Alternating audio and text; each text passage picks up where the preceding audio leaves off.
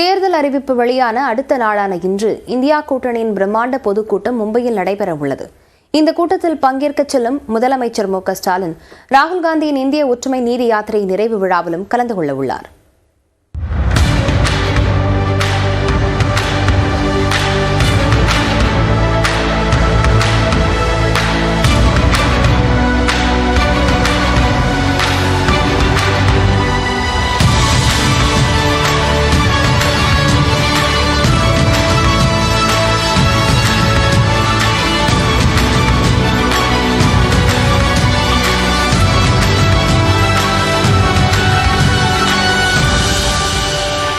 தென்முனையான கன்னியாகுமரியில் இருந்து வடக்கு எல்லையான காஷ்மீர் வரை காங்கிரஸ் எம்பி ராகுல் காந்தி மேற்கொண்ட இந்திய ஒற்றுமை பயணம் காங்கிரஸ் கட்சியினர் மத்தியில் உற்சாகத்தை ஏற்படுத்தியது.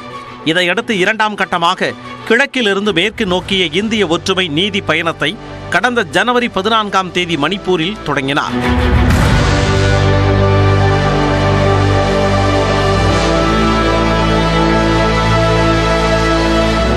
நாகாலாந்து, அசாம், அருணாச்சல பிரதேசம், மேகாலயா, மேற்கு வங்கம், பீகார், ராஜஸ்தான், குஜராத் என 15 மாநிலங்கள் வழியாக சுமார் 6700 கிலோமீட்டர் தொலைவிற்கு 63 நாட்கள் பயணம் செய்த ராகுல் காந்தி மகாராஷ்டிரா மாநிலம் தானேவில் உள்ள சட்டமேதை அம்பேத்கரின் நினைவிடமான சைத்திய பூமியில் யாத்திரையை நிறைவு செய்கிறார்.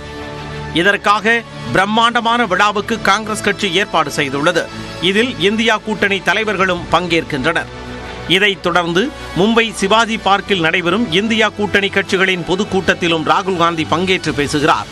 இதில் காங்கிரஸ் கட்சி தலைவர் மல்லிகார்ஜுன கார்கே, முதலமைச்சர் மு.க.ஸ்டாலின் மற்றும் சரத்பவார், அகிலேஷ் யாதவ், உத்தவ் தாக்கரே உள்ளிட்ட கூட்டணி தலைவர்கள் பலரும் பங்கேற்கின்றனர். மதிமுக பொதுச் செயலாளர் வைகோ, விசிக தலைவர் திருமாவளவன் உள்ளிட்டோரும் பங்கேற்க இருப்பதாக கூறப்படுகிறது. இன்று காலை விமானம் மூலம் மும்பை செல்லும் முதலமைச்சர் மு.க.ஸ்டாலின் ராகுல் காந்தியின் யாத்திரையின் நிறைவு விழாவில் பங்கேற்பதுடன் இந்தியா கூட்டணி பொதுக்கூட்டத்திலும் கலந்து கொண்டு பேச உள்ளார்.